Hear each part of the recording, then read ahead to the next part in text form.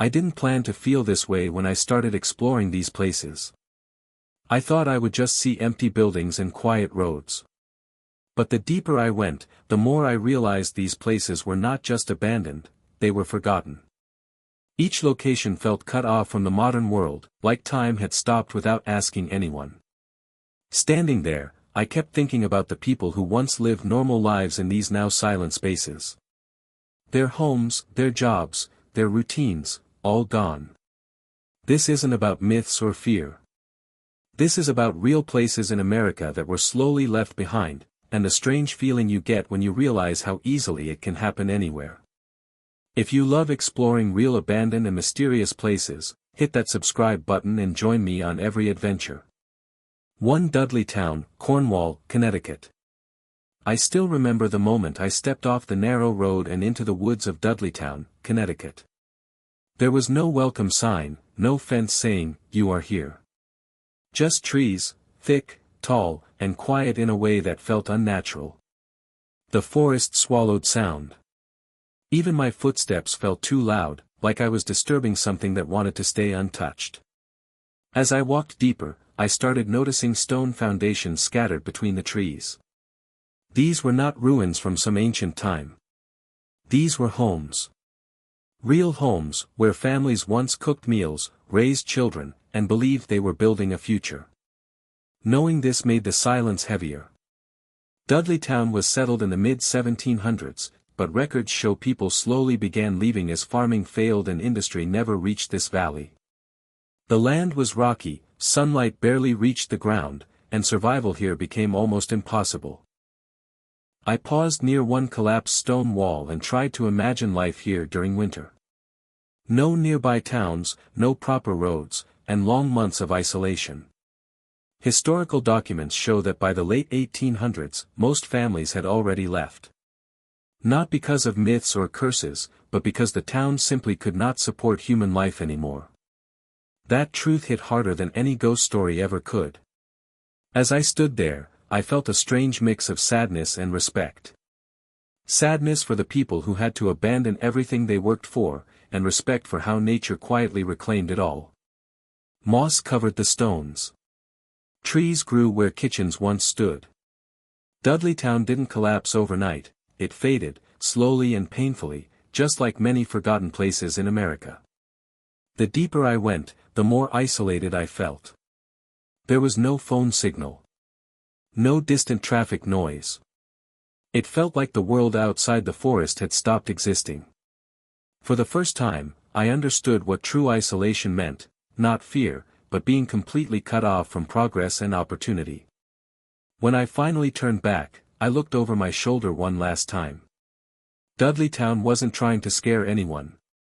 It was simply a reminder. A real place, with a real history, showing what happens when people are left behind by geography, economy, and time. Walking away, I felt like I wasn't just leaving a forest, I was leaving a forgotten chapter of real American life. 2 Seaside Sanatorium, Waterford, Connecticut. I reached Seaside Sanatorium in Waterford, Connecticut just as the sky began to turn gray. The building stood quietly near the shoreline, large and worn, as if it had been waiting for someone to notice it again. From a distance, it didn't look scary. It looked tired. The closer I got, the more I felt the weight of what this place once was. Walking along the broken pavement, I could hear the wind coming off the water.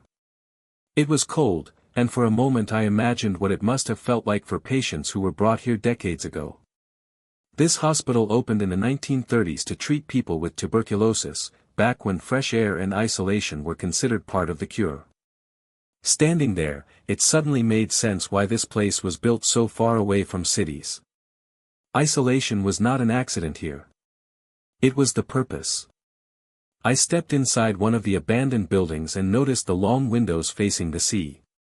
Patients were once lined up here, resting in beds, breathing in ocean air every single day. Records show the hospital closed in the 1960s when medical treatment improved and tuberculosis declined. There was no dramatic ending. The patients left, the staff moved on, and the buildings were simply locked and forgotten. As I walked through empty rooms, I felt a quiet sadness that stayed with me. Peeling paint, broken doors, and rusted fixtures told a clear story of time passing without care. This wasn't destruction caused by chaos. It was abandonment caused by progress. Medicine moved forward, and Seaside was left behind. What struck me most was how peaceful it felt. No voices. No machines. Just the sound of the wind and distant waves.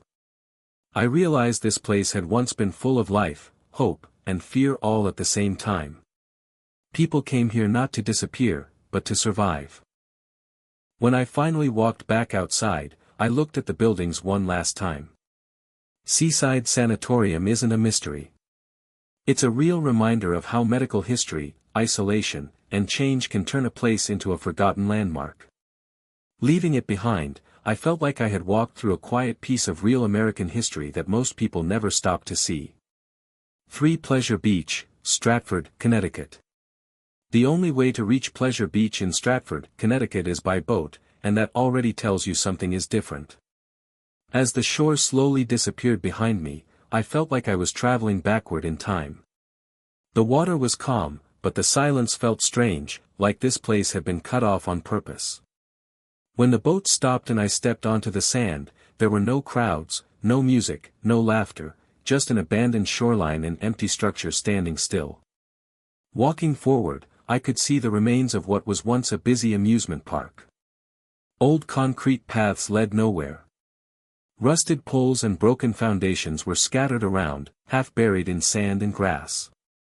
It was hard to believe that families once came here for fun, rides, and summer memories.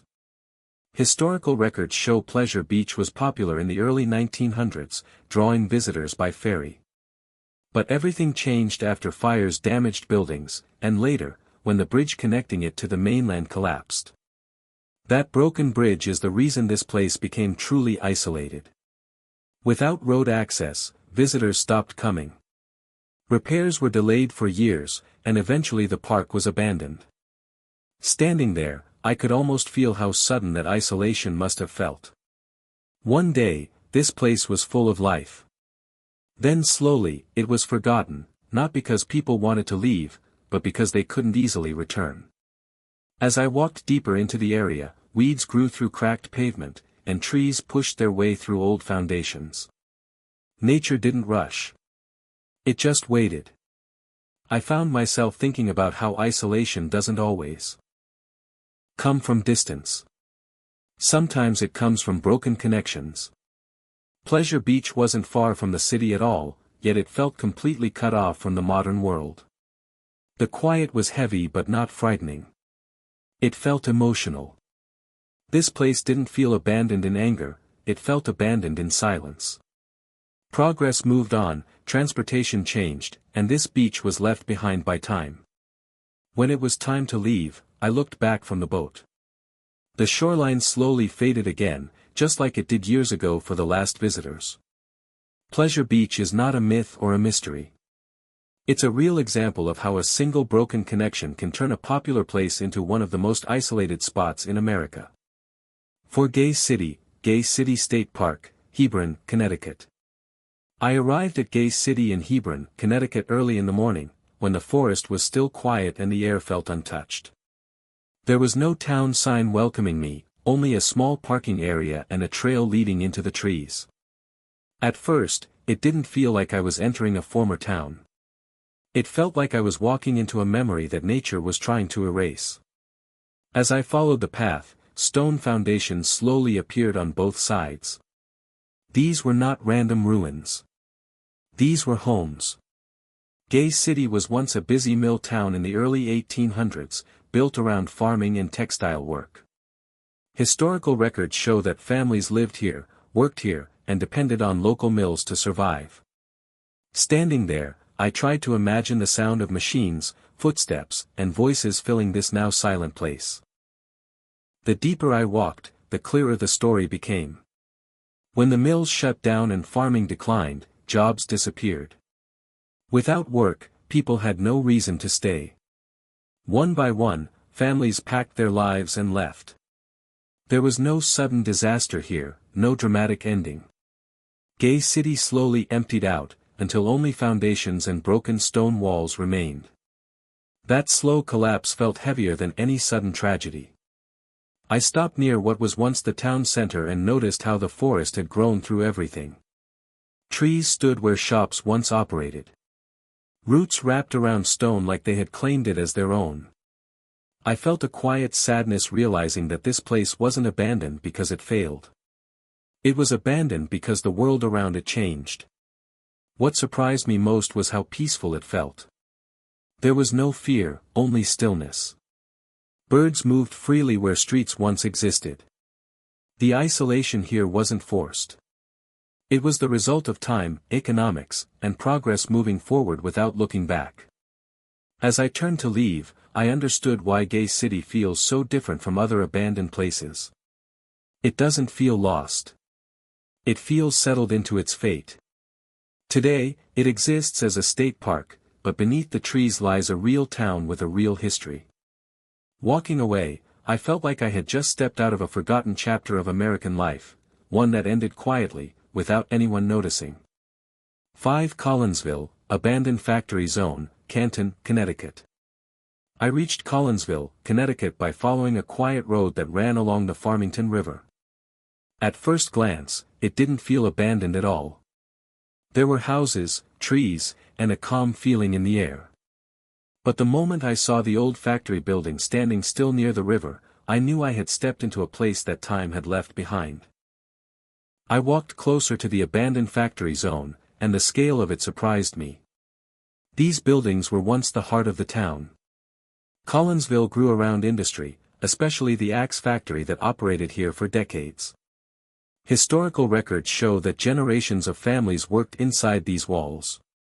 As I stood there, I could almost picture workers walking in every morning, believing this place would always provide for them. The silence felt heavy. Broken windows reflected the sky, and rust-covered metal that once moved non-stop.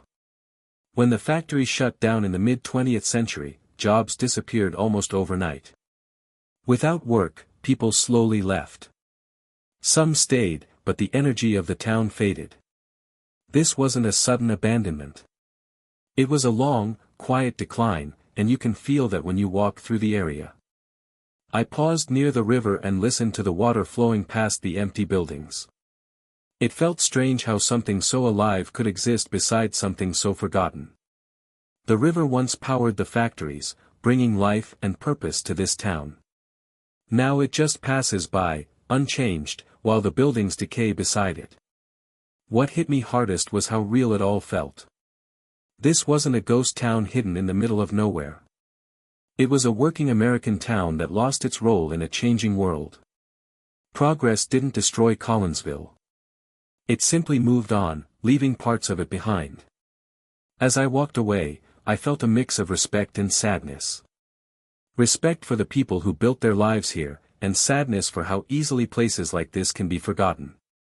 Collinsville's abandoned factory zone isn't a mystery or a myth. It's a real reminder that isolation can happen anywhere, even in places once full of life, noise, and purpose.